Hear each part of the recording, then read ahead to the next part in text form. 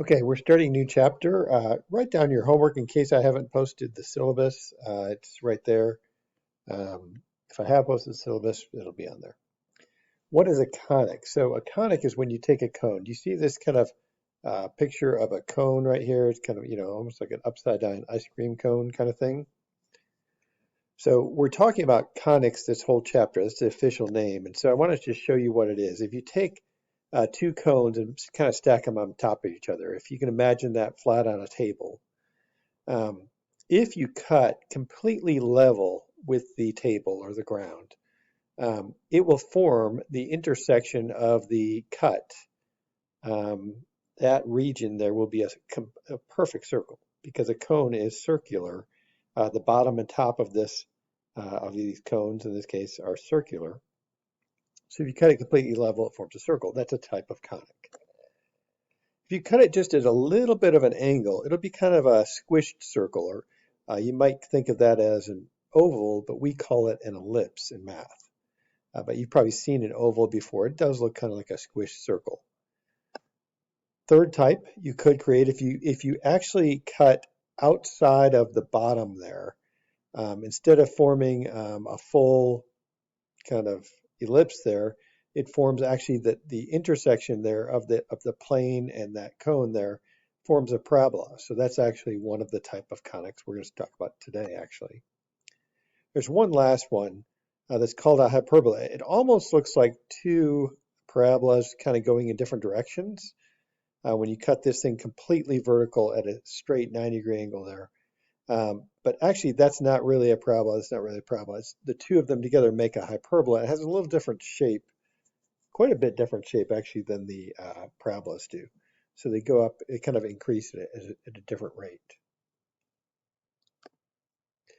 So I'm going to show you the definition. Well, first, let's talk about this. So one of the things we're going to do, we're kind of baby stepping. So in all of our examples today, the origin will be the vertex of the parabola. So some of them might look like that. Some might look like this, kind of like a sideways parabola. But the vertex will be at the origin. So kind of take it easy. Later, we will step it up a notch, and the formulas will change. By the way, as far as formulas go, make a really good formula sheet because this chapter, the test, I will allow you to use a formula sheet. I'm not going to make you memorize all the formulas.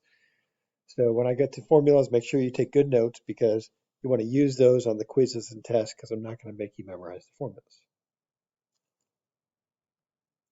This is the official definition of a parabola. You've probably never read it before.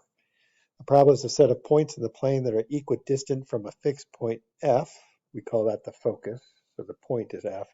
Then a line called the directrix. So that's a line and a point. So a parabola somehow has to do with this focus point and a line called the directrix. So to visualize that, I'm going to show you just a calculator program here. So any point on this parabola, no matter where I move point P, it's on the parabola. It kind of stays on there. If I measure the distance from point P to the F focus point, it is PF is 3.98. If I measure the distance from a point to a line, by the way, the quickest way to get there is at 90 degrees. You may notice that this line is drawn at a 90-degree angle, and that's also 3.98. And it doesn't really matter where I put the point. It's always equidistant to the focus and the directrix line. That dotted line down there is the directrix line. And here it's 5.44 to there, 5.44. It's exactly the same distance. The easiest way to see that is when you get to, like if you put this point on the vertex, which is actually pretty helpful here, that distance from the focus to the vertex is in this case 0.751, is also equal to the distance from the vertex to the directrix there. So that's why that definition maybe starts making sense here. So I do want you to take really good notes on the formulas here. So I'm going to kind of draw a picture of it so you can see it, and also just kind of talk through a few things. And I haven't finished all the formulas, but we will in a minute. So again, for all these formulas, you might want to specify in your notes that these are when the vertex is at 0, 0. So these formulas are only good when the vertex is at 0, 0. And it is for every one in this section anyway. And so instead of h and k here, I'm going to put 0 and 0 because h and k are 0 and 0 for this problem. So our formula actually is a little simpler than this. I don't need that whole formula. It'd be y equals a x squared. So I would use that formula for this section. When we get to the more complicated section, we'll bring this one back because hk is not always at the vertex, but for this section, it is.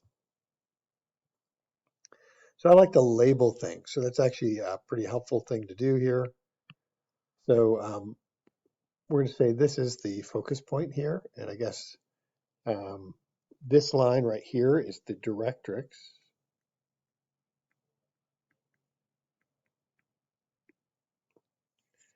And the distance from the focus to the vertex is always a distance of c. Sometimes c is negative, but as far as distance goes, distance is always positive.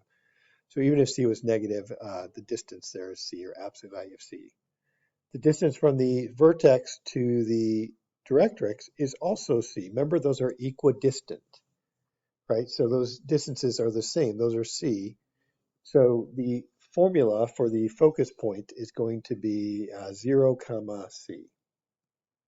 Again, this formula is only good when the vertex is at the origin at 0, 0.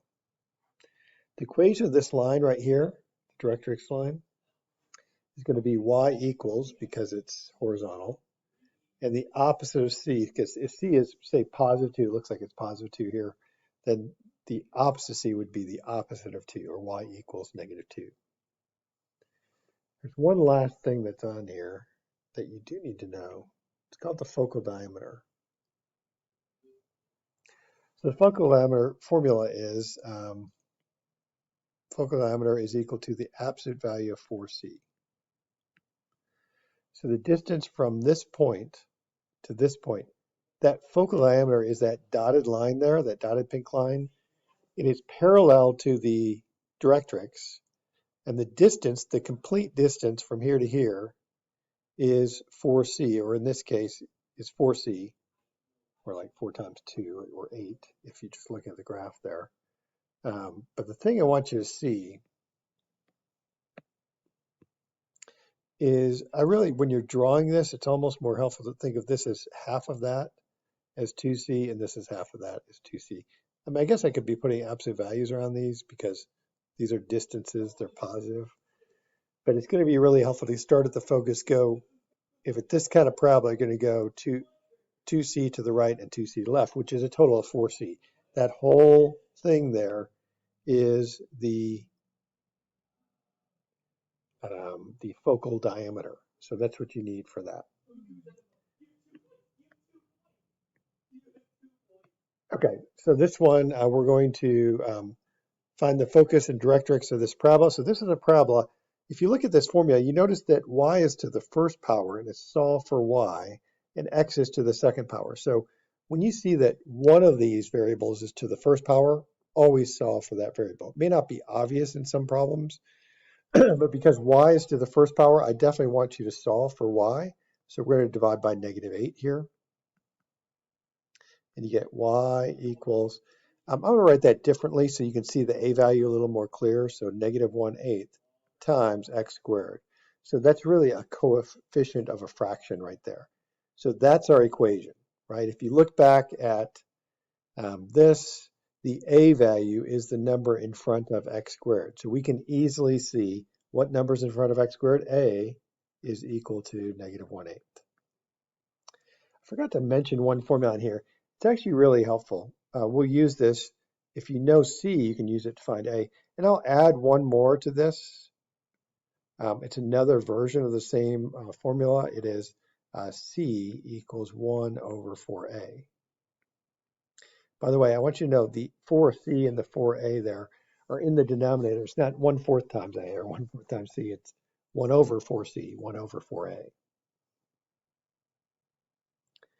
Okay, so if we know A, we can figure out C. So let's use the formula we just mentioned. So C equals 1 over 4A, and A is -1/8.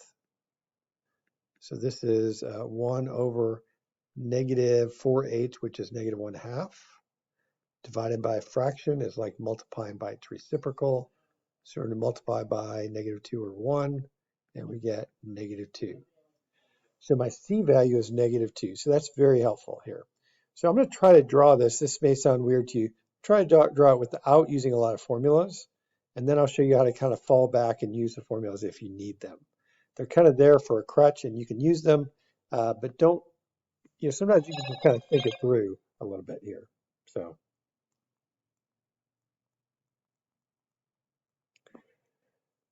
we've got C equals -2. So when you see this, like the y equals x squared graph really well, right? That looks, kind of like that on the axis. When you have a negative number here, or negative value for C, either one really, because they'll always be the same. A and C will be the same sign.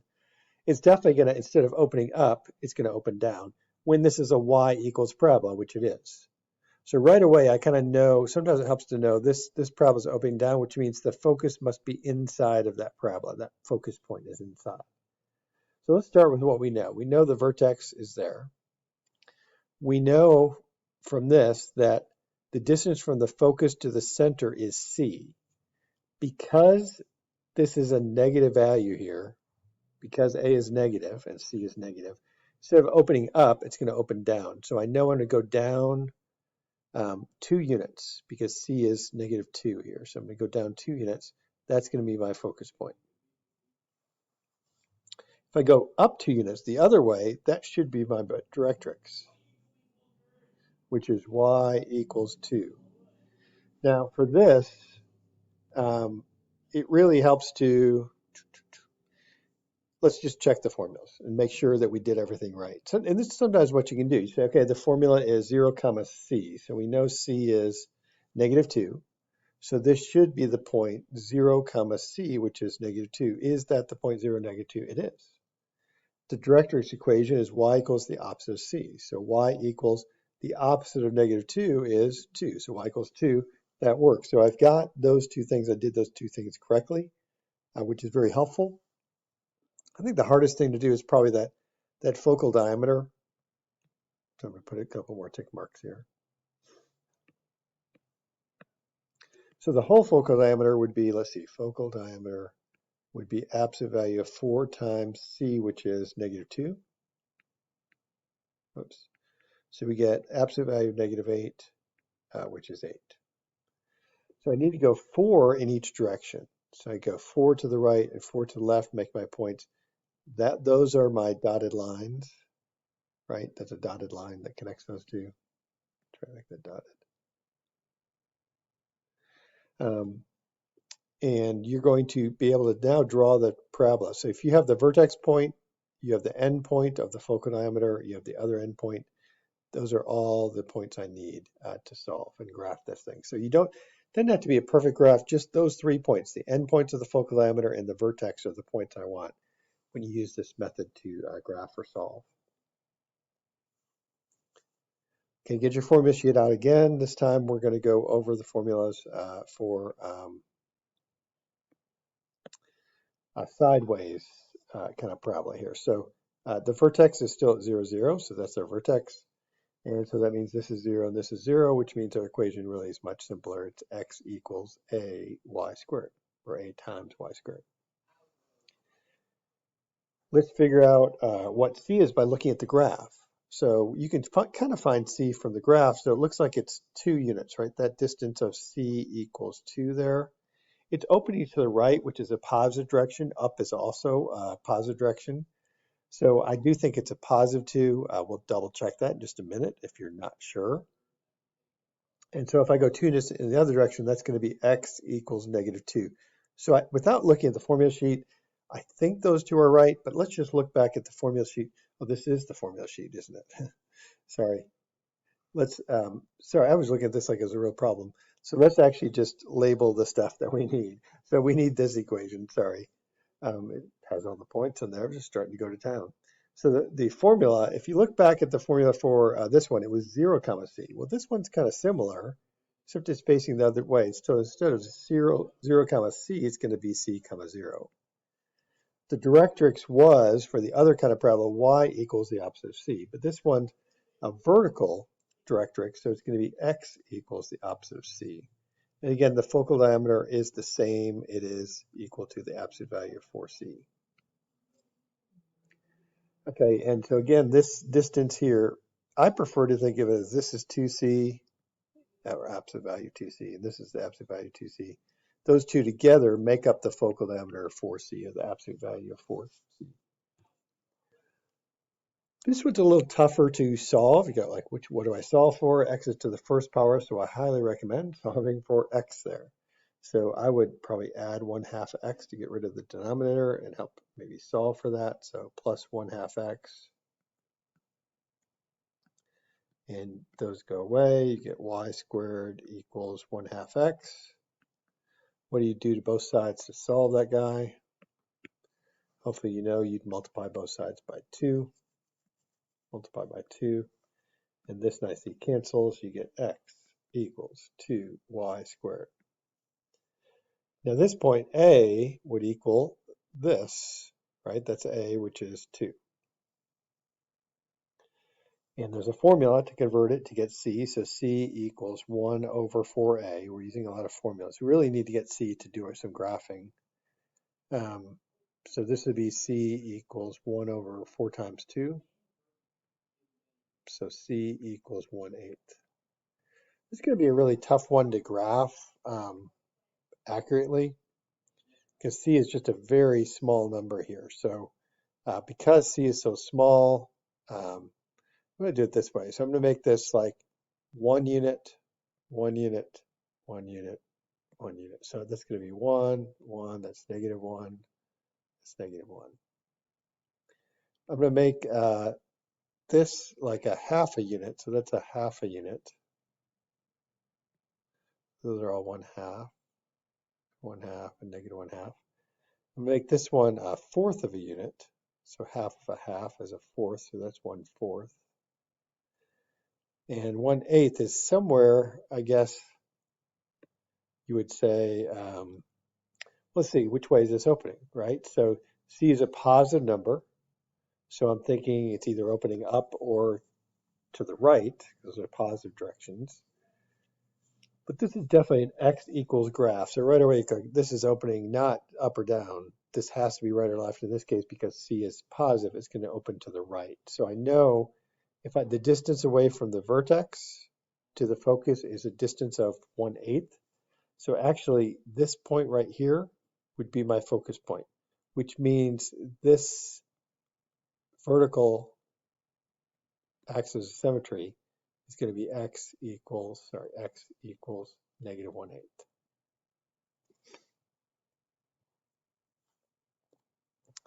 And we haven't quite finished graphing. I think that one, we didn't. Okay, so you've got to go how much in each direction. So let's think about that. So if the focal diameter is 4 times, absolute value of 4 times c, it would be 4 times 1/8, or 4/8, which is 1/2. So 1/2 is your entire focal diameter. So I don't need to really go up 1/2 and down 1/2. I need to go half of that distance. So half of 1/2 is 1/4. Half of -1/2 is -1/4. Now I have enough points to graph my graph, because I have my endpoints and my vertex, and I can go ahead and graph the graph. I think you're getting this. You just want to make sure. So this would have to be classified as like a y equals ax squared kind of equation, like it opens up or down. I know that a must be positive because this graph opens up, or positive, in a positive direction. This graph right here would be an x equals ay squared kind of graph. And a would have to be negative because it's opening in the negative direction there. To the left and down are negative directions. So here this would be an x equals ay squared kind of graph. And the a value would have to be positive because it opens to the right. And here we have a y equals ay squared kind of graph, or x squared, I should say. And a is equal to, it must be negative because it's opening downwards. Downwards is a negative direction. That's it for today's lesson. Although, I want you to try this one. It's a really good PSAT stop it, try it. I'll show you how to do it. So if you realize this kind of line, these are all k values here, it says. So these are k's. So if I plugged in there f of x equals 2, so what would f of x equals 2 look like as a graph? So that would look like here, cross about 2. It crosses that line once. It means it has one solution when x equals 2 there. But you can actually plug in different values here. So let's plug in -2. So we're going to plug that one in. So if we do -2, that would be, this is now negative. So I'm going to draw a line here. It crosses one time. There's only one solution for -2. So it does look like -3 has a good chance here. So let's try that. So f of x equals -3. Well, that would be a line that has, that goes through right there, there, and there. I don't know if you caught it, but it hit 1, 2, 3 times there. So wherever the graphs cross are the solutions. In this case, there would be 3 solutions because it's looking for 3 real solutions. So D is definitely the correct answer there. That's it for the lesson.